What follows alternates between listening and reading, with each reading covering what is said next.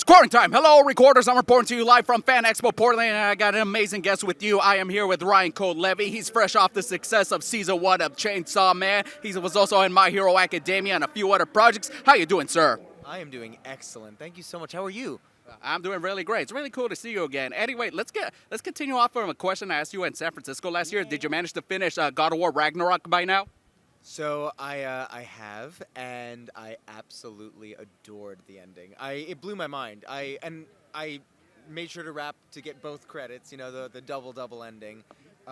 It made me cry. It made me feel all the things. I loved the choices they made for like the final kind of third act of it all.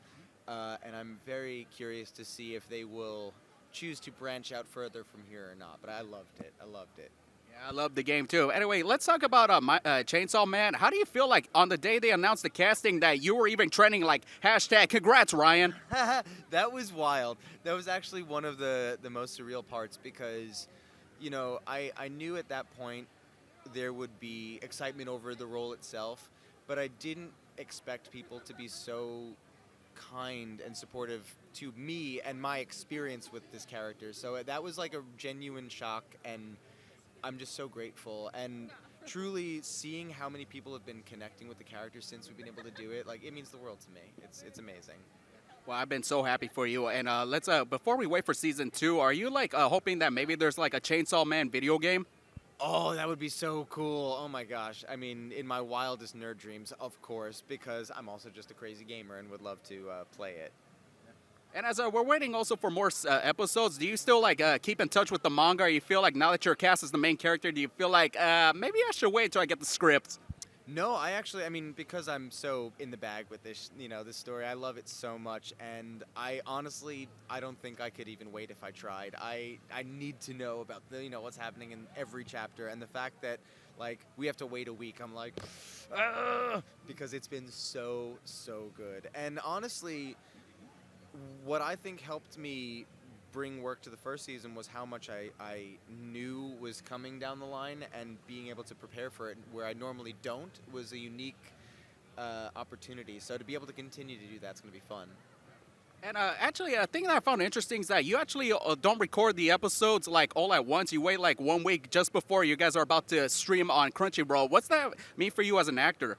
It was a really fun challenge. It's not always the same scenario. Sometimes you do record the show and it sits, ready, waiting to go, and then all comes out at once. But in this case, yeah, we were doing it week to week, and like we saw each other, and then I went back from that weekend, recorded an episode, and then flew out again. So there was a moment where like my body was just like scream during the week, and then come and talk to everybody and scream during the week, and it was surreal, like, knowing that I have to like stay perfectly healthy. I can't let myself get sick. I can't lose my voice because next week I have to show up for the next episode, and to be present with that, and to know that people were just ready every week for Chainsaw Man Tuesday was just the coolest. And well, I'm happy with the show streaming on Crunchyroll, but because me and you both grew up with anime, like airing on Cartoon Network and Toonami, do you feel like it kind of feels like a void because your project's not on that iconic, late night block? I don't feel a void necessarily. I've been lucky enough that I've gotten to do a few other projects that have been on Toonami, which is super cool. Chainsaw Man, I feel like would fit perfectly there if they ever wanted to give it a second run. Like, it's the perfect platform for it. But I love that at this point there's just different places for different kinds of anime too. It's exciting to me. And what did you most enjoy about playing Rody and My Hero Academia? Because I thought you were a good standout in that film. Thank you so much. I adore that character. For me, the whole thing was a surprise because when I booked it, I didn't know anything about the character. There was nothing to, research, and it was very mysterious. And I went in thinking, oh, he's just going to show up, set up the movie in the first 10 minutes, and then leave, and everyone's going to have the rest of the heroes that they know and love. And realizing that this story was his and how much he was going to impact the universe at large meant so much to me, and some of my favorite things were just getting to play off of Justin, who voices Deku, who's so good, and that cave scene that they have together was so special to me. And I was, more than anything, I was worried that people were going to reject Rody or just not be happy with like who's this weird new character, and instead the fan base has so embraced him and accepted him and love him, and that to me is the greatest gift ever. Well, that's very fantastic to hear from you. And another thing that me and you have in common is that we're good coffee connoisseurs. What do you consider like the most necessary ingredients to make that one perfect cup of coffee? Oh, just honestly, the most important thing is a good quality fresh beans. You need that good stuff. Yeah, that's good. And also, this is from your website. What does it mean for you, the metaphor of being raised by savage wolves? Oh, raised by bohemian wolves.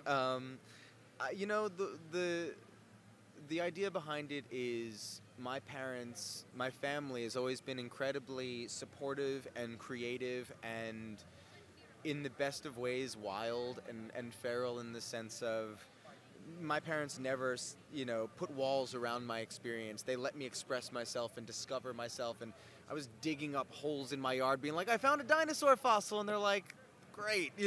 Meanwhile, it's just rocks that I'm digging up. And they just allowed me to be so purely, and we have such a deep love for each other. So that's kind of what I mean by it. Yeah, and I can see it through your Twitter, like, posting tweets about, spreading love and positivity. What does that mean for you?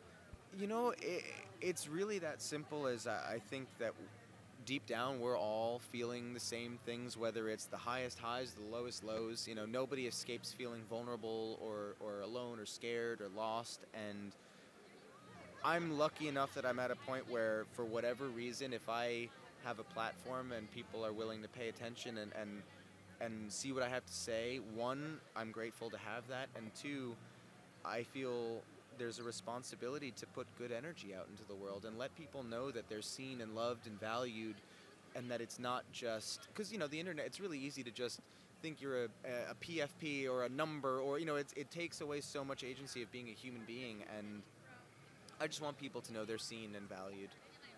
Well, thank you so much. And on a final note to wrap up, what do you hope that happens in the next season of Chainsaw Man?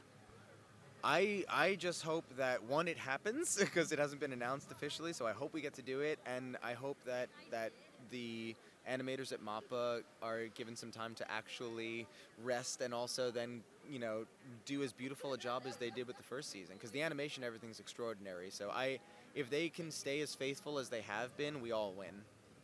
Any other projects you would like to tease? Ooh, nothing I'm allowed to tease, unfortunately. But yes, there are more projects coming, and they are tease-worthy. Anyway, thank you so much for tuning in, Recorders. Please hit that subscribe button, comment down below, give me a like, and remember, we're both on Cameo. And any final words, Ryan? I love you guys. Well, thank you so much, Recorders, and catch you next time.